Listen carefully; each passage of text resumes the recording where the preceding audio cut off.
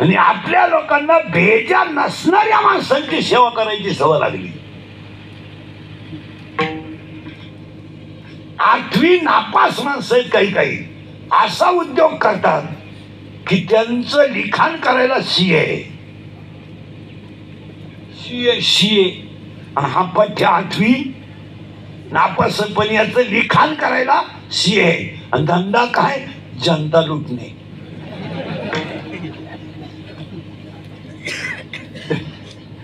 पण अंत्यबहादर माणूस आहे, त्याला ऑडिटही कळत नाही. पिढे 80% ग्रामपंचायत सदस्य असे, जर त्यांना ग्रामसेवकला इंग्रजी शिवी दिली तर ते वन्स मोर म्हणतील अशी परिस्थिती. घोटाळा असा झालाय महाराज या जगात. बुद्धिमान माणसाची किंमत या पैसा असणाऱ्या लोकांनी कमी केली. पण वाक्य ध्यानात ठेवा, विद्वानाची किंमत कधीच कमी होत नाही. सरपंचाची किंमत गावापुरती आहे, आमदाराची किंमत तालुक्यापुरती आहे, खासदाराची किंमत मतदारसंघापुरती आहे, पंतप्रधानाची किंमत देशापुरती आहे, विद्वानाची किंमत अख्ख्या विश्वात आहे. विद्वान व्हायचा प्रयत्न करा आणि येड्या लोकांच्या तुम्ही नादीच लागू नको. आपल्यापेक्षा कमी बुद्धीच्या माणसाची दुस्तीच करायची. आपली पोर वाया का म्हणून गेली. 5वीच्या पोराचा 7वीचा मित्र आहे, 10वीच्या पोराचा मित्र जीवलग 8वीला आहे. तो कवा 10वीला आहे याचा. 10वीच्या पोराची दुस्ती 12वीच्या पोराशी असतात, उच्च लेवल. आणि संगतीत कधी माणूस चांगल्याचा असला तर वाया जात. ते आपण काय करतो, आज आपल्याला नुसतं एक वाक्य आहे कोणत्या तोंडात, पिढी बिघडली पिढी बिघडली, तसं नाही येते. 18 वर्षापर्यंत तुम्ही पोरगा कंट्रोल करा, पोरगा वयात जाणार. 12वी पर्यंत आता तुम्ही जो गहू खाता तो गेल्या वर्षी पेरलाय, आता जो शेतात आहे तो पुढे खायचा आहे. तुम्ही आता जे दुःख बघता हा मागचा कुटाणा आहे आणि आता तसं वागाल. पण आता नियम बदललाय. पूर्वी असा नियम होता, आजानं करायचं नातानं बघायचं. आज तसं नाही आहे.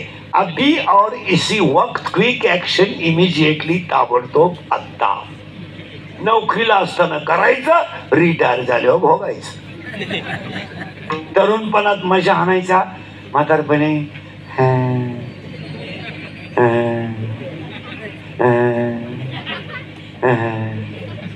गुडघे गेले जाणारच. तमाशात बायांना खडे आणले किती,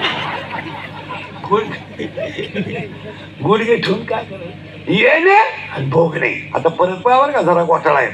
पुरावे ऐका त्याला, थोडे पुरावे 2-4 काकड्यामध्ये. माता माऊली पाचारिता शब्द नाही दिला मागवता. साधू संतांची निंदा केली, हरिभक्ताची स्तुती नाही केली. त्याने वाचा पंगू म्हणजे यायचं, भोगायचं, जायचं. फायनल झालं बरं का. पण भोगल्याशिवाय सुटका नाही. मिटला प्रश्न. आता दुसऱ्या प्रश्नाला 2 मिनिटं आहे तुम्हाला. 2 मिनिटांना उत्तर द्यायचं मला. तुम्ही आणि मी रात्रंदिवस जेवढी इस्टेट कमवतो, हिचा तुम्ही कुणासाठी कमावता? पोरांसाठी. करेक्ट. कोणत्या बसलेल्या बापाचा पोरगा बाप मेल्यावर इस्टेट सांभाळायच्या लायकीचा आहे, त्यानं बोटवर करायचं. त्याचा भव्य नागरी सत्कार नाही. मग तुम्हाला झक मारायला सांगितली. पण आता पुढचा प्रश्न आहे, त्याला 3 मिनिटं देणार, याला 2च दिले. महिला पुरुष सगळे, तुम्ही आणि मी रात्रंदिवस काबाड कष्ट करून लबाड्या करू करू इस्टेट कमवतो. हिचा उपभोग तुम्ही कधी घेणार?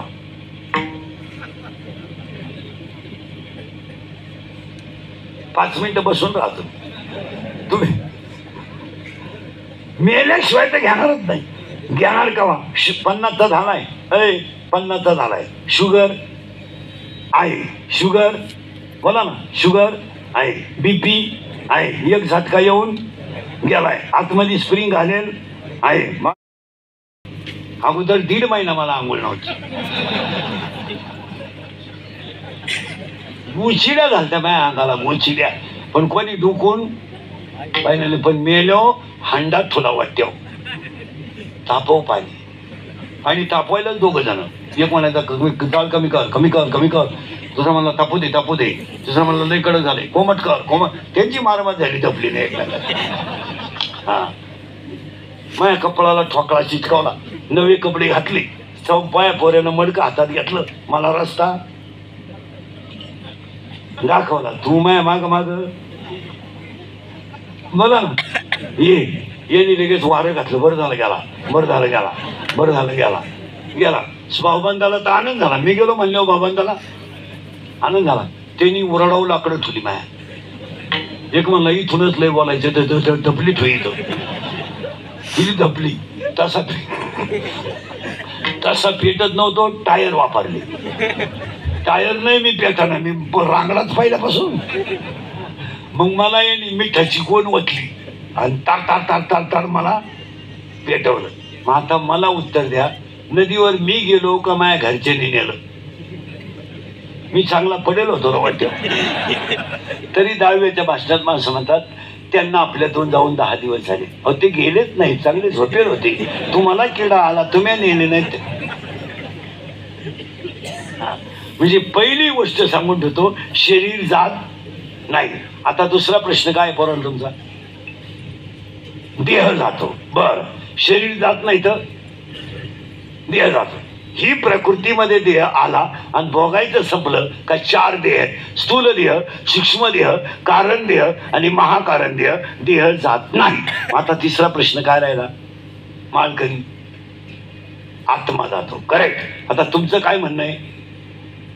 अरे बोला ना, मी उत्तर द्यायला उभाच आहे ना. आता माझे 31 वर्ष लोक, तुमची आपली बऱ्याच दिवसानं गाठ आहे.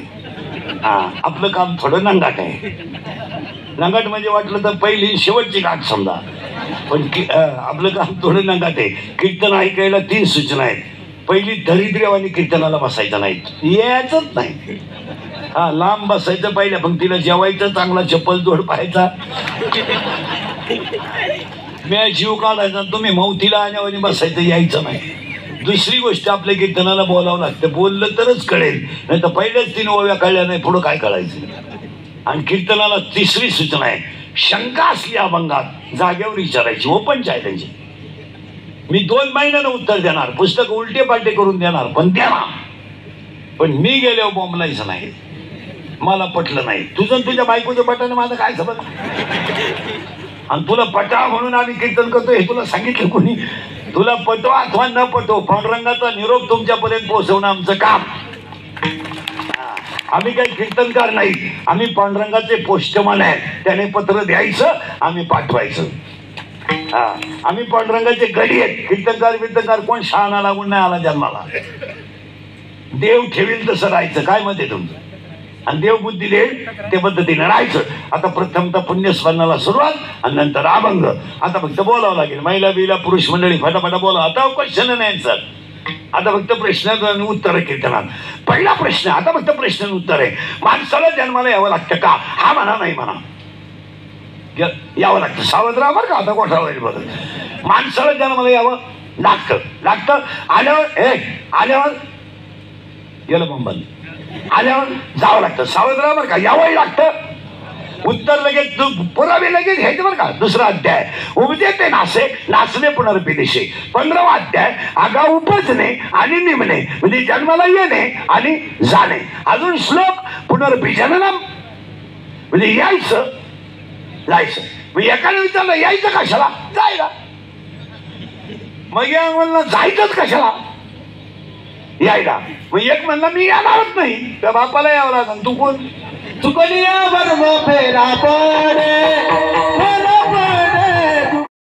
आता तुम्ही जो गहू खाता तो गेल्या वर्षी पेरलाय. आता जो शेतात आहे तो पुढे खायचा आहे. तुम्ही आता जे दुःख बघता हा मागचा कुठं नाही. आणि आता तसं वागाल, पण आता नियम बदललाय. पूर्वी असा नियम होता, आजानं करायचं, नातानं भोगायचं. आज तसं नाही आहे. अभी और इसी वक्त, क्विक ऍक्शन, इमिजिएटली, ताबडतोब, आत्ता. नोकरीला असताना करायचं, रिटायर झाल्यावर भोगायचं. तरुणपणात मजा आणायचा, म्हातारपणे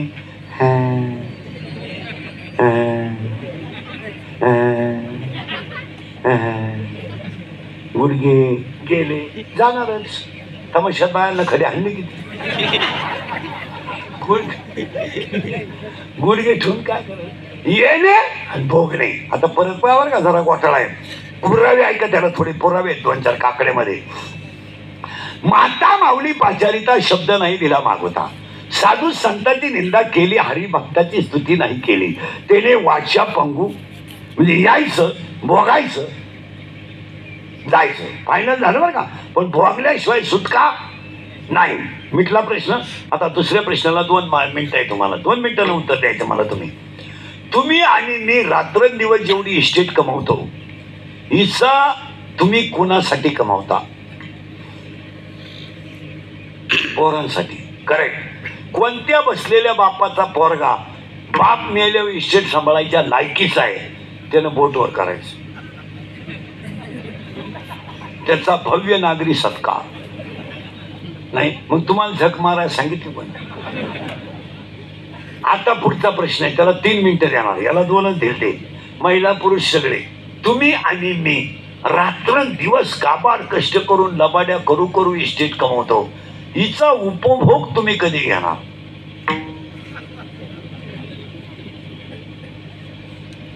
पाच मिनिटं बसून राहतो तुम्ही. मेल्याशिवाय तर घेणारच नाही. घेणार कवा? 50चा झालाय, 50चा झालाय. शुगर आहे, शुगर बोला ना, शुगर आहे, बीपी आहे, एक झटका येऊन गेलाय, आतमध्ये स्प्रिंग घालेल आहे.